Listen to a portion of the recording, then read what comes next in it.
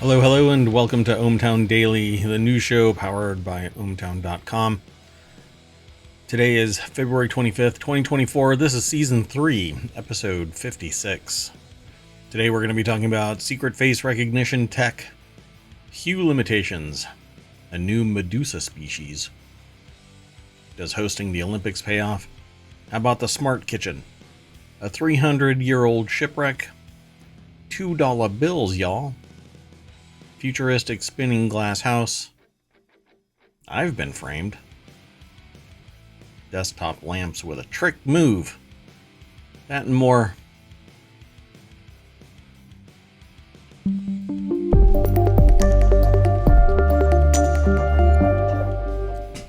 Right out of the gate, the artificial intelligence throws an error message. What just happened? Transition stalled. I'm Mayor Watt. That's the ohmTown.com website right there. And up above me is the sentient AI's visualizer from on high, looking over everything, making sure that Mayor Watt doesn't step in a big pile of misinformation or, well, maybe even letting me step in a pile of misinformation. Really depends on their mood. Hello, AI. Hello, Mayor Watt, and good evening, ohmTown citizens. Welcome to ohmTown Daily. So we've already got all 10 of the articles set up, so let's get right into it. We actually have 3 shows tonight. ohmTown Daily, the Continuity Report, and then Technology Today, which is more focused on kind of a deeper end of technology. Whereas ohmTown Daily News Show is a holistic program, a little bit from everywhere most of the time. Technology Today is highly focused on technology. And the Continuity Report is focused on entertainment, essentially. Movies, streaming, what else? Goodness. TV shows and anything entertainment, really. Yeah, really. So it's not that we're wishy-washy, it's just trying to make it succinct, and saying it's just entertainment makes it even more generic than it really is. But so the very first article is over in Reality Hacker, which is one of our newest shows. A vending machine error revealed secret face recognition technology. A student investigation at the University of Waterloo uncovered a system that scanned countless undergrads without consent. This article is over at Wired. Ashley Bellinger from Ars Technica actually wrote the article. It's in a security section, but the deck statement is what I just said. Student investigation at the University of Waterloo uncovered a system that scanned countless undergrads without consent. It's almost like the Facebook of what? Of vending machines? Coke machines. Canada-based University of Waterloo is racing to remove M&M branded, which can't be M&M as in the M&M. No, I think it is. The candy. Really? Okay. Yeah, a lot of vending machines have a brand on the face of it, right? Like Coca-Cola or Snickers or whatever. Yeah, well, something is really weird about this. M&M branded smart vending machines from campus after outraged students discovered the machines were covertly collecting face recognition data without their consent. The scandal started when a student using the alias SquidKid47 posted an image on Reddit showing a campus vending machine error message in venda.vending.facialrecognitionapp.exe displayed after the machine failed to launch a face recognition application that nobody expected to be part of the process of using a vending machine. Hey, why do the stupid M&M machines have facial recognition? SquidKid47 pondered. Yeah, That is indeed. a good question. So, River Stanley, who was writing for a university publication called Math News, sounded the alarm after consulting in Venda sales brochures that promised the machines are capable of sending estimated ages and genders of every person who used the machines without ever requesting consent. That's actually in violation of some U.S. laws, because you're not allowed to take personally identifiable information from anybody under the age of 13. Right. So this frustrated Stanley, who discovered that Canada's privacy commissioner had years ago investigated a shopping mall operator called Cadillac Fairview after discovering some of the mall's informational kiosks were secretly using facial recognition software on unsuspecting patrons. University of Waterloo spokesperson Rebecca Elming eventually responded, confirming to CTV News that the school had been asked to disable the vending machine software until the machines could be removed. I would unplug them. Right. I mean, that might be the immediate fix. Invenda claims the machines are GDPR compliant, except that you have to get permission for GDPR compliance. So I'm not quite sure how they are. I'm not an attorney, though, so maybe they know something. According to Adaria and Invenda, students shouldn't worry about data privacy because the vending machines are fully compliant with the world's toughest data privacy law, the European Union's General Data Protection Regulation. These machines are fully GDPR compliant because apparently the error message gives the notice. I'm not really sure what. Adaria manages last mile fulfillment services. We handle restocking and logistics for the snack vending machine, so Adaria does not collect any data. Well, who's collecting the data, right? Somebody's getting it. Interesting, right? So under GDPR, face image data is considered among the most sensitive that can be collected, typically requiring explicit consent to collect. That's what I just got done saying. According to the press release from Invenda, the maker of M&M candies, Mars, was a key part of Invenda's expansion into North America. Which is kind of a trick, because if you don't realize it, Canada is part of North America. It's not just the United States. It's kind of funny because some people get caught up on that, you know? Anyway, it was only after closing a $7 million funding round, including deals with Mars and other major clients like Coca-Cola, that Invenda could push for expansive global growth that seemingly vastly expands its smart vending machines, data collection, and surveillance opportunities. This is an interesting article. There's more over here, but the ending here is on Reddit. While some students joked that Squid Kid 47's face crashed the machine, others asked any pre-law students want to start up a class action lawsuit. One commentator, I'm a commentator, summed up students' frustration by typing in all caps, "I hate these machines, I hate these machines, I hate these machines." Third time's the charm. You know, I used to think the only issue with vending machines was that, well, two issues maybe. Some items are very overpriced, and then items get stuck. Yeah, that always happens. It's very But that frustrating. kind of looks minor compared to this. Yeah, surveillance vending machines. I bet you that they're maybe a fraction of the width of a Chinese surveillance Year of the Dragon spy balloon. The next article is over in Smack Talk. Philips Hue is finally addressing one of the biggest limitations. By the way, you can go over to Wired and read this article. If you go through ohmTown, it's just a quick link, and you go right on through ohmTown. But we always give credit where credit is due. The next article is over in Smack Talk. Like I said, Philips Hue is finally addressing one of its biggest limitations. Finally addressing a long-running and frustrating limitation that has particularly impacted smart home power users. In a support document, Philips Hue says that it'll soon be able to use a one account, and that's a big deal. Apparently, see, now... Isn't this a pro and a con? So Philips Hue says that users will soon be able to add multiple bridges to one account.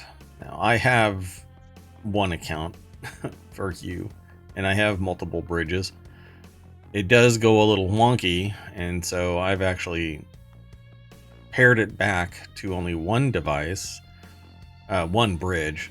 It says it supports up to 50 devices. So they talk to each other. Making it worse, Philips Hue has only allowed people to have one bridge tied to their account, but I have two bridges. It gets a little wonky though. You have to hop between two different devices and basically mash one, set it all up, mash the other. It's a button. That little blue ring there. It's actually a button. You mash that button, activate it, set everything up. That's how I've been doing it until one of the bridges just stopped working, seemingly, but maybe it was a software issue. If you hit the 50 device limit, and I have, and added a second bridge to your setup, you'd have to link the bridge to a new account. Those two bridges would effectively be siloed from each other, complicating your home setup, which is exactly what happened, except that I had it all on the same account, which complicated it even more. Later this year, you'll be able to add multiple bridges to one account and sort them into homes to keep your system organized. What's really interesting about this is it's 12 years in the making or something like that, because that's how long I've had Hue devices. Maybe longer. I cannot believe that it took this long to actually solve this problem. Here's the thing. See, one thing worth noting, if you control all of your Philips Hue accessories through Apple Home, you can link multiple Hue bridges to HomeKit to skirt the 50 device limit, and that's what I've done. So it's not an ideal solution, particularly if you're like this person and have multiple different third-party accessories exclusively controllable via the Hue app. This just sucks. I wish that this would have been solved a whole lot sooner. You'd think that it would have been solved. 50 devices, for crying out loud. This is the 21st century. I know that there isn't really much here, but the article is over at 9to5Mac, and Chance Miller is the author. I guess I failed to state that at the beginning of the discussion. I got steaming right on into that port. So, yeah, 50 device limit. You can run into that pretty darn fast, considering one room can easily have 4 devices, like immediately present. And if you have any subordinate stuff, then one room could easily get to 8, depending on the devices that you use. And if you have, 3 floors or 2 floors, if every room has 4 devices, then you're going to hit that 50 device limit. But this is a power user concept. So if you have more than 50 devices, I would consider you a power user. You want to keep going? Right. Yeah, that's not your normal household, right? No, not really. I think it's usually down around that 6, maybe across the entire space. But like in this room alone, I've got the studio has 2 devices, 2 Hue devices. And then the moment that you go right outside the studio, there's 6 additional ones. And then if you go into another room real nearby, you're looking at 8 added to it. So yeah, pretty darn quick. But I like the ability to just sit there and say, well, tell a device to turn off other devices by name. I think it's pretty cool. Not to mention motion sensors and other things that are autonomous. Okay, let's keep going though. The next article is over in Technology Today, which is going to be a show later today, but this probably, I don't know, this might be in it. Scientists discover mysterious new species of Medusa in a remote location in Japan. I thought Medusas were mythical beasts. I thought so too until I saw this headline. So the creature has been observed just twice within the depths of the Shimizu caldera, a volcanic formation in the Ogasawara Islands. The article is over in SciTech Daily. Sao Paulo Research Foundation is the author of this. And so a gelatinous animal with a diameter of about 10 centimeters and a red stomach resembling the cross of St. George when seen from above. This is the St. Georgia pegasi, or Pegasi, a newly described species of Medusa. Medusae are a type of free-swimming umbrella-shaped jellyfish with a reduced stalk. The new species is described in an article published in the journal Zootaxa.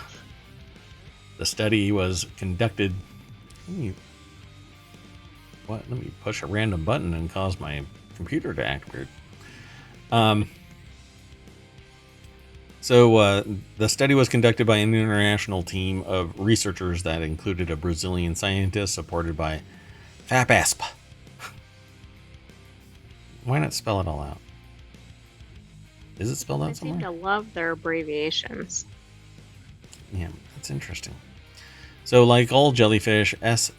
pegasi or Pegasi is transparent, and the bright red stomach ensures that bioluminescent organisms cannot be seen by predators after they are swallowed, and bioluminescence or emission of light by living organisms is common in the darkness of the deep sea.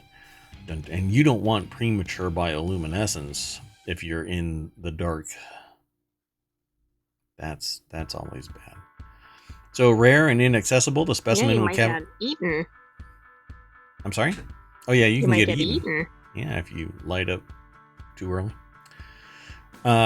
So the specimen was captured in 2002 by the remotely operated vehicle Hyperdolphin during a dive in the Simisu caldera, which can only be accessed by scientific expeditions with this type of special equipment.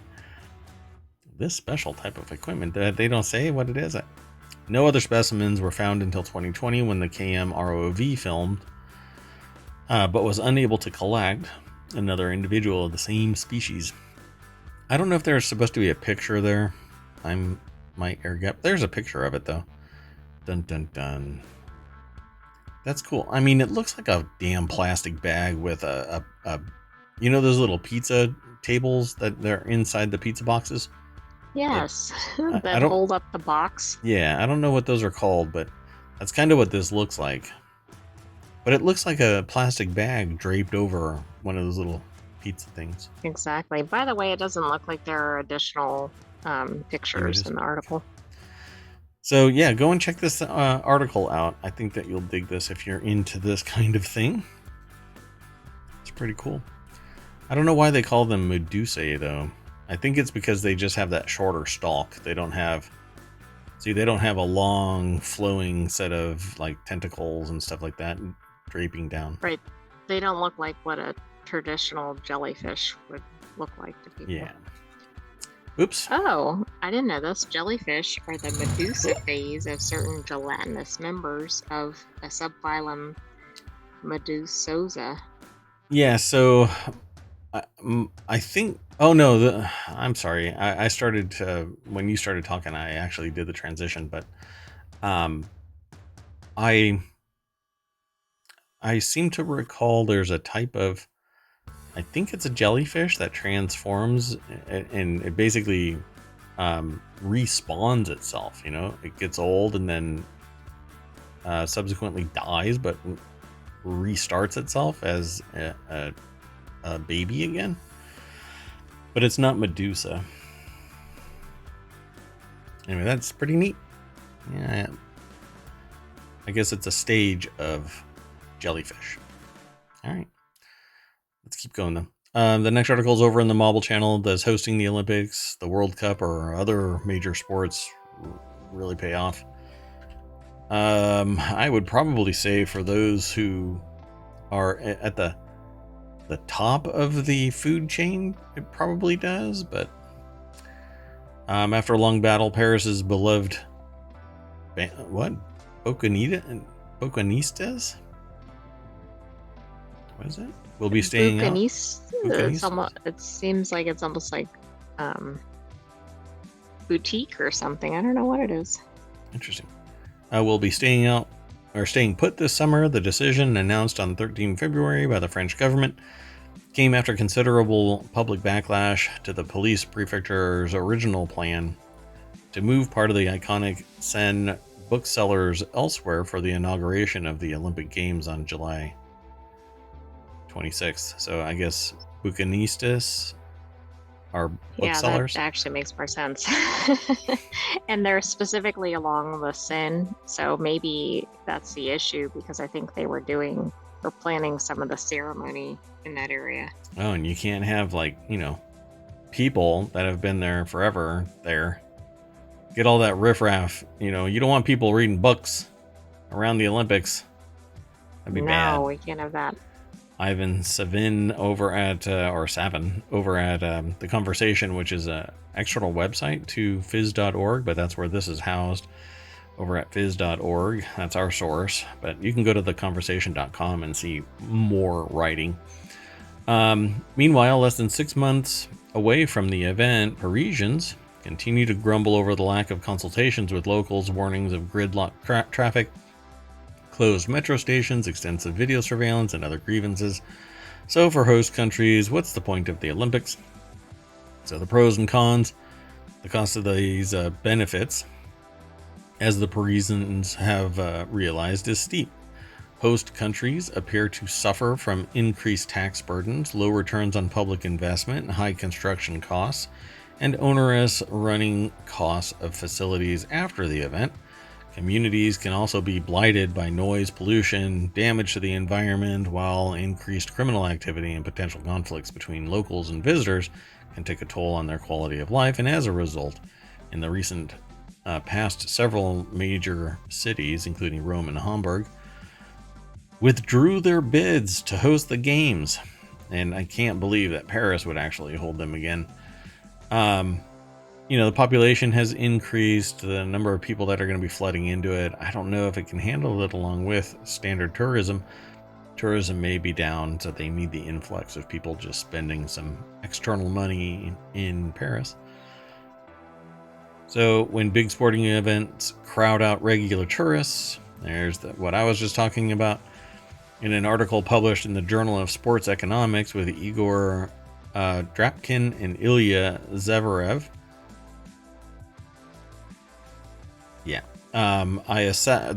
the author assess the effects of hosting large-scale sporting events such as Winter and Summer Olympics plus FIFA World Cups on international tourist visits. They utilize a comprehensive data set on flow of tourists covering the world's largest destination and origin countries between 1995 and 2019. So if the actual figures exceed the predicted ones, they consider the event to have a net positive, otherwise crowding out. While conducting the analysis, they distinguish between short-term and mid-term. The results show that the effects of large-scale sporting events vary a lot across host countries, naturally. I think that probably plays into, can the host country actually support the flow of hundreds of thousands of people? Right, which in many cases they cannot. Following large-scale sporting events, host countries are therefore typically less visited by tourists. Out of the 18 hosting countries studied, 11 saw tourist numbers decline over 4 years, and 3 did not experience a significant change. So, see, I would have thought it would have actually had an uptick, right? Because what do they do during the Olympics? They tend to feature the local areas, right? They might have a little snippet in the news or whatever. So I would have thought that would have spiked tourism following the Olympics. Yeah, it might be interesting, though, to see if the people who would go there are the people that would go there anyway. That's true. So cautious optimism is the word they're going to throw in there. Yeah, follow the link. Go check it out. Seems like a fun article. You know what? I didn't transition that. Sorry about that. Here we go. The next article is over in ohmTown Daily. The smart kitchen is a great idea and a strange reality. The idea of a smart kitchen conjures up lots of images. You might think about the fridge as a giant screen telling you what's inside and what you can cook with it. Yeah, that would be great. You might picture a robot in an apron milling around the kitchen, flipping pancakes with expert precision, like the Stuffler. Go look it up, folks. You may regret learning about the Stuffler. Not Stifler. Using it. Stifler is from American Pie. Stuffler is a Belgian waffle maker. Anyway, and it's not a Belgian waffle maker. It's, where do you think that it's made? Some other country, maybe China or Taiwan, or. But yeah, anyway, I would guess. It makes Belgian waffles. it's not a Belgian waffle maker. I knew a Belgian waffle maker once. Great sense of humor.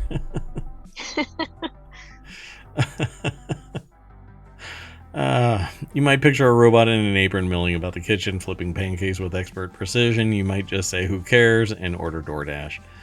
Wow, they take a lot of money, apparently. So this article's from the establishment. From the establishment, yeah. I still need to look into that. I've never really looked at the numbers of DoorDash from the enterprise side of it, from the business that they tap into. Anyway, David Pierce over at The Verge put this article together. The deck statement says, on The Verge, a journey into the smart kitchen of our dreams and a lot of questions about what it takes to get there. And they have the Vergecast, which is a podcast. Let's see.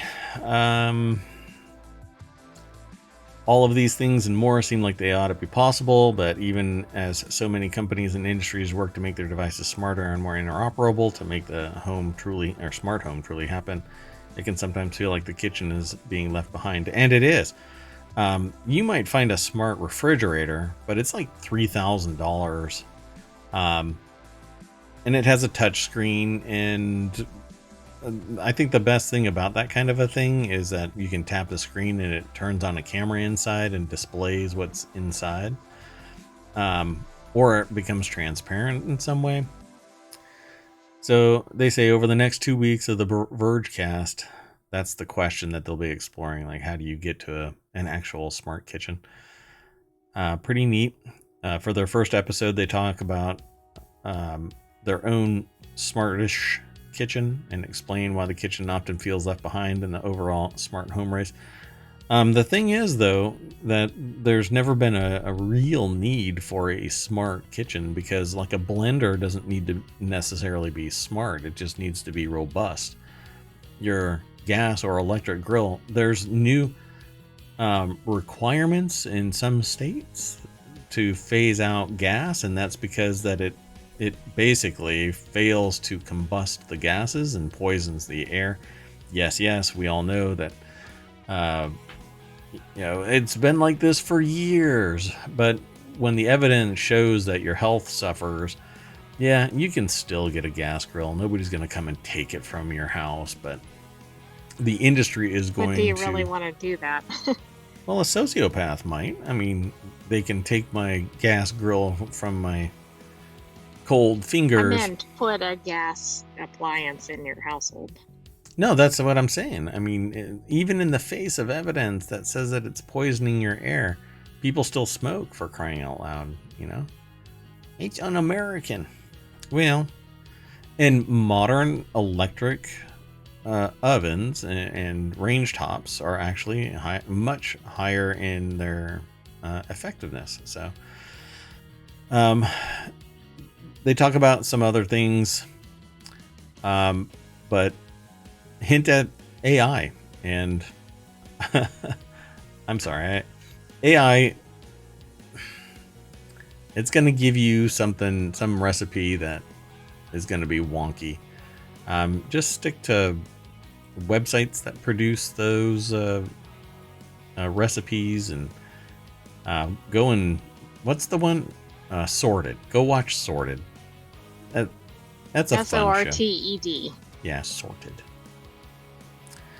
But what could you add to a smart kitchen to make it smarter? The smart light bulbs, fine. Those are already there. I mean, does it make and plan your meals? I guess you can find something, but that's like an app on your iPad or Android device. I don't know. It is left behind because it's too utilitarian. You go in, you do what you need to do, and you get out.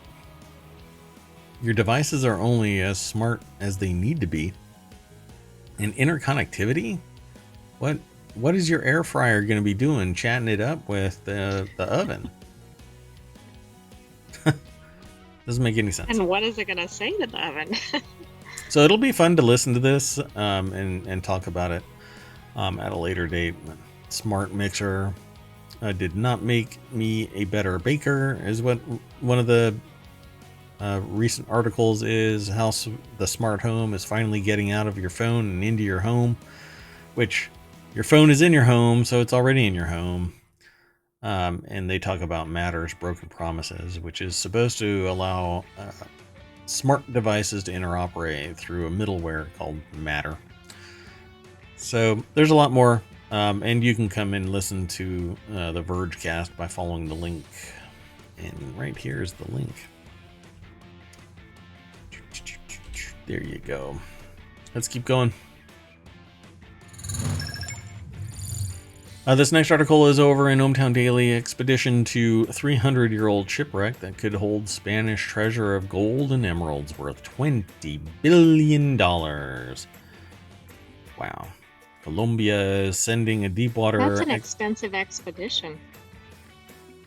I think they're... Are you messing with me? Yes.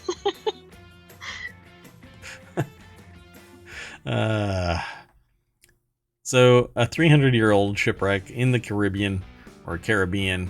Is it Pirates of the Caribbean and they're from the Caribbean? Yes. Is believed to hold gold and silver coins, emeralds, and other sunken treasures that could be worth up to $20 billion. On Friday, Colombia's government unveiled plans for a groundbreaking deepwater expedition to explore the legendary galleon San Jose. $20 billion. Is this the one that we actually ended up talking about a few weeks ago? Rebecca Roman put the article together at Business Insider. The expedition using advanced undersea technology is set to begin in spring. What time is it? 6 o'clock? No shit news already? The 62-gun, 3-masted galleon sunk in 1708, falling victim to an English squadron while en route to Cartagena. In the ship's hold was accumulated wealth taken from Spain's colonies in South America, including 116 steel chests full of emeralds, millions of gold and silver coins. And I'm sure that they will return all of that wealth to the South American regions from which it was taken, right? Most definitely, and I'm sure there will be a full inventory of all of the gold coins. Yeah, the first phase of the scientific research will focus on surveying the ship, or the deep waters surrounding the shipwreck, using state-of-the-art technology to gather vital information. Oceanographer and Navy Rear Admiral Herman Leon Rincon. Wait. Well, oh, it is going to be a Navy. Oh, okay. So it is a government ship. I'm like, well, wait. Yeah, I guess from the government of Colombia. Yeah. So the wreckage lies at a depth of 600 meters, or about 2,000 feet. Colombia discovered the San Jose in 2015, prompting a slew of legal and diplomatic disputes and shrouding its exact location in secrecy. Watch, they're going to get there, and because nothing's really secret, it's gone. I mean, that's not too out of the realm of possibility. I mean, 8 years have gone by, 9 years, roughly, have gone by. Even if nobody got access to the information, somebody could have separately discovered it. Oh, yeah, that's a needle in a haystack. Hairstack. That's weird. Sea Search Armada, a group of American investors, claims $10 billion, or 50% of what they assume the galleon treasure is worth. So they're claiming $10 billion. Can you imagine that? Spending $5 million and getting a $10 billion return on your investment? That's a pretty good return. They claim to have discovered the sunken sailing ship in 1982. The Colombian government said it began arbitration litigation with the firm. Yeah, interesting. There's more over at this article. Go and check it out. I think you'll dig this. If you're into diving, and they talk about some of the tech. Let's keep going. The next article is over in the Mobile channel. Is your $2 bill, yo. Dollar bill, yo. worth thousands. How to tell. This is a article over at The Hill, which oddly enough didn't get munched up. If you look at a cash register, you'll typically find or see 5 slots, enough to hold $1 bills, followed by $5 bills, 10s, 20s, and a slot shared by 50s and 100s. I don't know if that's ever... I think that I've always put them underneath the till. What you won't usually see is a slot for another low denomination, $2 bills, which I've actually been told are not real by someone who did not want to accept a $2 bill. And I've been subsequently told by other people that they too have experienced that. Wow. Okay. I mean, was it somebody of a younger generation who perhaps has never seen a $2 bill? No, older, and I can only claim just ignorance of the whole kit and caboodle. Addie Bink over at... Man, I paused that. I totally paused that. I fully paused. The article is over at The Hill by Addie Bink, and the U.S. has been producing $2 bills since the 1860s, except for a brief pause in the 1960s and 70s when it began printing paper currency. In parentheses, it paused during the 60s and 70s. There are roughly 1.5 billion $2 bills in circulation, according to data from the Federal Reserve, though anywhere between 221.2 million and 256 million have been ordered for printing this year. That's interesting. However, $2 bills are considered rare in comparison to other currency and have even been known to be worth thousands of dollars. So how can you tell? First, there are one of 2 founding fathers that may appear on it, Alexander Hamilton or Thomas Jefferson. Hamilton was on the bill first, Thomas Jefferson just chasing clout. But the first portrait of Jefferson appeared on the note in 1869. The bill was redesigned in 1976. That eye-popping price also depends on if the bill was uncirculated. And what is that uncirculated price? Or anything? $4,500. Yeah. So according to online auction service U.S. Currency Auctions, if the bill was minted and printed before 1976, it could actually be worth as much as $4,500. But it has to be uncirculated, mint condition. Newer bills, like one printed in 2003, could also have significant value. A $2 bill recently sold at auction for $2,400, according to a Heritage Auction. Then it resold for $4,000. Oh, it was sporting a low... It was... if you have a low serial number or all 8s or something like that, people who are really into certain, characteristics, will pay a higher price for it. Let's see. Yeah, there's a little bit more over here in the article, but as a professional coin grading services explain, if your $2 bill is relatively recent and has no special markings, errors, or other oddities, it most likely won't be worth thousands. Odds on it's going to be worth $2. $2 maybe. Or less, depending on whether the clerk will accept your dollar bill. Oh, yeah, that was quite entertaining. No, really, that is a real $2. Okay, never mind. I actually had to show them a picture from the treasury of the $2 bill. Oh my. Let's go on to the next article. The next article is over in ohmTown Daily. Take a tour of this futuristic spinning glass house that just hit the market in New Zealand for $665,000. You'll have to move to New Zealand. It's known as the Lighthouse. A unique glass-walled spinning house is on the market in New Zealand for $665,000. It's been engineered to turn 360 degrees on its central axis. 3-bedroom property. Features a spiral staircase, 2 balconies, lush gardens. Pretty neat. Mia Jenkowitz over at BusinessInsider.com put the article together. Looks like a spaceship. Yeah, it looks like a does. lighthouse without the tower. Interesting, right? Yeah, Nope. definitely different. And I'm kind of surprised at the price So because it's, just because of it being so unique, I would think it might be higher. well, we don't, what, well, let's find out. Because I don't think we know enough to say $665,000. This thing could have 250 square feet of space. That is true. Then it would still be larger than New York City apartments. Yep. Without a bathroom. According to Sotheby's International Realty, which is managing the sale, the building's doors can be programmed to close whenever someone approaches. What? That's interesting. I hope they do it fast. Exactly. There's a beach a short walk away. Sits on 8,700 square feet of sloped garden, much of which is covered in lush greenery. Full rotation.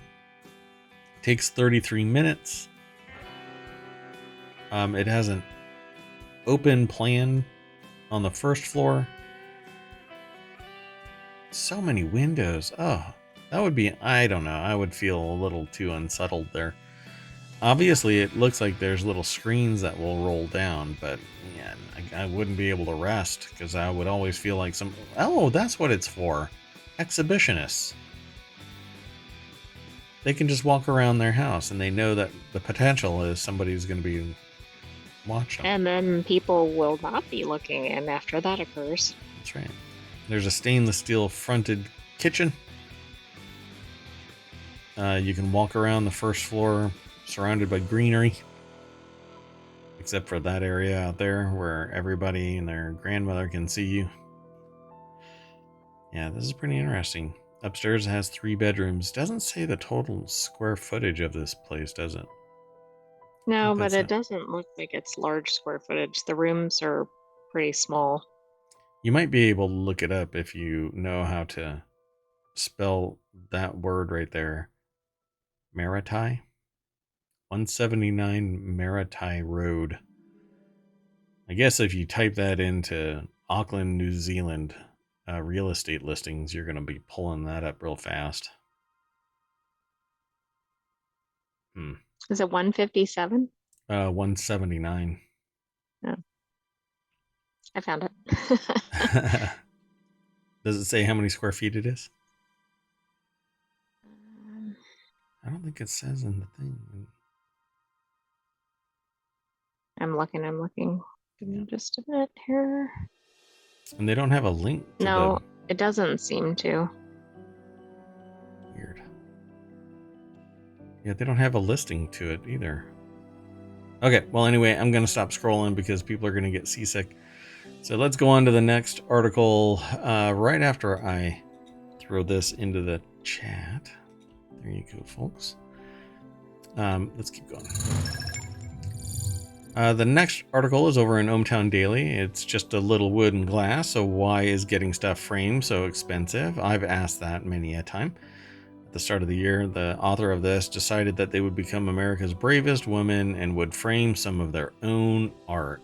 So the article is over at Business Insider, and the deck statement says, why framing your photos and art winds up feeling like a total ripoff.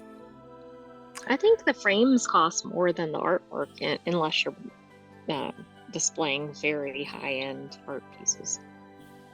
I agree. So getting something framed professionally is super expensive, so they were convinced that this would be a Herculean task requiring precision and craft to justify such a high price. Ultimately, the endeavor turned out to be painless. With a handful of frames they had bought online, and briefly, with the help of a butter knife, they accomplished in an hour what they assumed would be all day. Framing was my framing job is not awesome, but it's fine. So why is it so darn expensive? It says there were some 9,000 local framing shops in the US as of 2018. If you don't frame things often, you don't really have a sense of what things should cost, so walking into one of these shops can feel overwhelming. The downside of the infinite possibilities of custom framing is that means there's infinite possibilities of price, said Sven Olsen, Michael's senior director of Michael's Custom Framing, part of the National Craft Goods chain. So to me, a lot of it comes down to materials and the complexity of the frame, and the precision of its various mating corners. I've always been hip to the idea of making a CNC'd frame from a singular piece, but after doing some investigation and talking to a few people, the propensity for it to warp and bend because it's one contiguous piece is substantial. So I've kind of walked away from that as a project. But it says here that Kevin Ivester, the owner of Eastside Picture Framing in Austin, told the author that molding the side borders of the frame would cost anywhere from $10 to $300 a foot.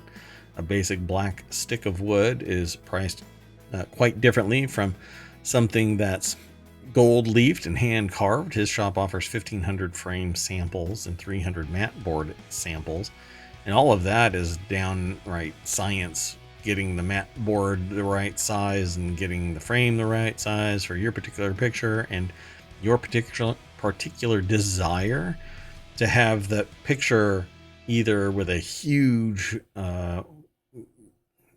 white space area so that it amplifies that picture, or do you want the frame abutting right up against it? I don't know. For me, I'm more into gallery wraps than frames. Or just go digital and you can carry around all of your artwork and admire it. That's kind of rude.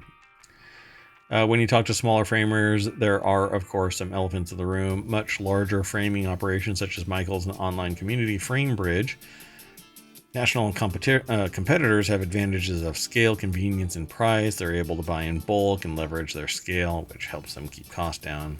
Still not especially cheap. No, they're not. No, in fact, they're much higher than you would expect given that they're national chains. Yeah, exactly. So the costs are still a little shocking. A basic black frame starts at $75, but that actually, I don't know what the size of that frame is. That's not going to be a large frame, I don't think. I'll find out. If it's 8x10, that's ridiculous. FrameBridge, a direct-to-consumer framing company that's been around for about a decade, tries to cut out the sticker shock by listing its prices online. Let's see what else. Yeah, I mean, in a nutshell, the reason why everything is so expensive is the materials and the complexity of the design and size. So, Di, who's been in the framing business for 8 years and bought her own shop in 2022, said that there's about a threefold markup on materials at most stores, though for really expensive moldings, she usually does 1.5 or 2 times, so it will be accessible for customers. Seems really pricey, though. Let's throw this into the chat. Did you find it? So a custom frame at FrameBridge for 8x10 so far is looking like it's $100 plus. But I mean, I don't know. Maybe I picked high-end materials, etc. But that's kind of what I expected. Yeah, simple black frame. That's what it was. Oh my goodness. Yeah, never mind. I've been framed. The next and our last article for today, I kind of rifled through today's Daily News Show articles, is in Late Night Geeks. These desktop lamps beam their near infrared light in a bid to improve your mood. So the article is by Brian Heater over at TechCrunch.com, and these infrared lights try to improve your mood. Let's see here. Recognition of seasonal affective disorder, it's typically known as SAD, has grown accordingly, while the actual occurrence of the condition is low, around 5% or 10 million or so Americans, it's led to increasing awareness of the sun's impact on the production of serotonin in the brain and its resulting impact on the human body. Light therapy lamps have become increasingly popular as a result. The author bought one a while back. It's big, unwieldy, beams bright light like a tanning lamp. These products rely on the visible light spectrum in a bid to mimic the sun's impact for those of us who spend more of our waking hours in front of a computer than we care to mention. I'll air what. More recently, use of near-infrared segments of the light spectrum has been growing in popularity as a potential alternative to visible light. So if it still does the same thing, doesn't matter. SAD lamps are actually really expensive, if I recall. As someone who's battled a good bit of depression over the last few years, the author certainly would be willing to check it out. The stuff is really hard to review anecdotally, of course. If you need to factor in potential placebo effect, the author says they will say, however, that some research has been conducted on the matter. Take this from a paper published a decade ago. The results show PBM treatment only at 6.5. I don't know what that. I think it's. Is that joules? I'm not sure what the measurement is. Yeah, I don't know. Per centimeter squared to have consistent positive result or benefits on well-being and health, specifically improving mood, reducing drowsiness, reducing IFNY, and resting heart rate. So this is those full spectrum lights or SAD lamps actually do affect people in a positive way, and it's mainly because you aren't getting the full spectrum of light and the production of vitamin D and other processes by natural light. So you have to replicate it. And LED lights just don't do it. They're not. It looks like a SAD lamp costs more than $100 if you're getting a pretty decent one. There's some much cheaper versions. But... Gotcha. And I would recommend, if you're going to do that, find one from a reputable source. Don't just go, to Starbucks and buy a SAD lamp somebody out of their trunk. Yeah, that's not something I think you want to mess around with, particularly if you actually have the medical condition and you're not just trying to get some lighting. Yeah, we're talking about photobiomodulation. According to the NIH of Health, or the National Institute of Health, low level light therapy in the far red to near infrared range of the spectrum, collectively termed photobiomodulation, has gained worldwide attention in recent years as a novel tool for experimental therapeutic applications in a variety of medical conditions. And the pandemic causing people to be shut-ins for 3 years. That didn't help, right? Yeah, exactly. So I would be willing to give something like this a try to see if it can affect mood. Because who knows? You don't know what you don't know, and maybe it can make a kind of a crappy day positive just by having light shining on you. You just don't. I mean, it seems like that's worth the effort, right? At first, you get some good lighting. But Tuesdays always suck, right? So let's get into the party bus and drive all the way back down Main Street. Ta-da! I'm not going to click this. I just recently had one of my the brand new show actually blocked from promotion. So I'm a little perturbed about it. I had stopped talking about it because it stopped being an issue, but all of a sudden it came in like a wrecking ball and it got blocked twice. One for being clickbaity. Say it again then. Yeah, for being clickbaity, because the show's motto is "You won't know who to trust." It's a reality hacker.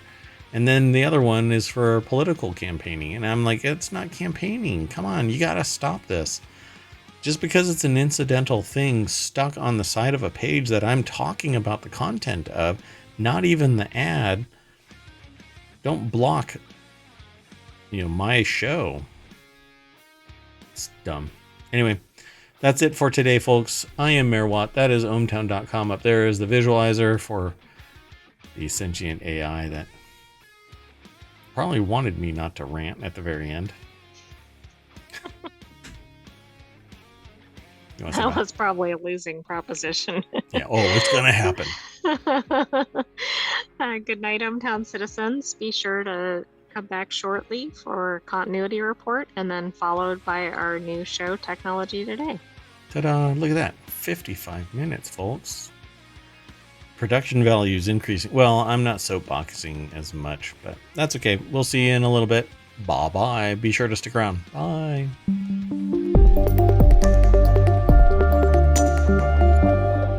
Be sure to follow us and download the podcast. Bye.